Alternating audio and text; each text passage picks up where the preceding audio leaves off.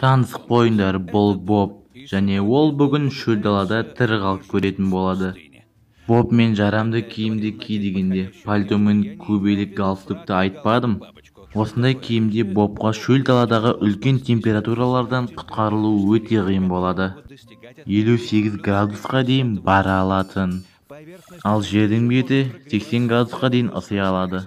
Сондықтан Бобқа осы қызыл табадан көлеңке іздеп жүгіруге мәжбүр болады. Бірақ осыны ұмытпау керек, жүгіру кезінде тер шығарудың күшеюі дененің қызып кетуіне әкеледі. Және сол кезде Бобқа күн соққысы тиеді.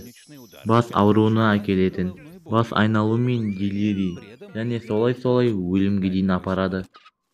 Саған көлеңкеде жақсы ма, Боб? Бірақ абайлырақ бол. Күн ыстығынан сен ғана құтқарылған жоқсың. Соның ішінде шаяндар да бар. Алаңдама, Боб, шаянның уы үлкен адамдарға қауіпті емес. Егер де бұл арабтық сары құйрықты Андрактанус болмаса, ол адам қанішері деп аударылады. Бәрібір де жақында Боб су ішкісі келеді. Сол кезде ол таңдалумен оның су қоры оның интеллектімен бірдей екенін анықтайды. Не істейтін боласың, Боб? Кактустен су алып көремісің?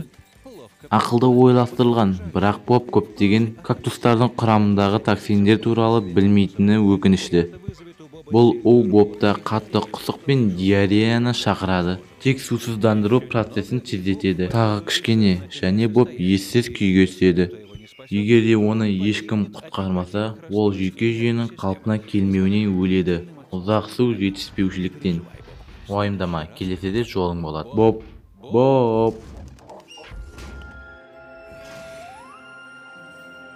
Ал бұл тағы не?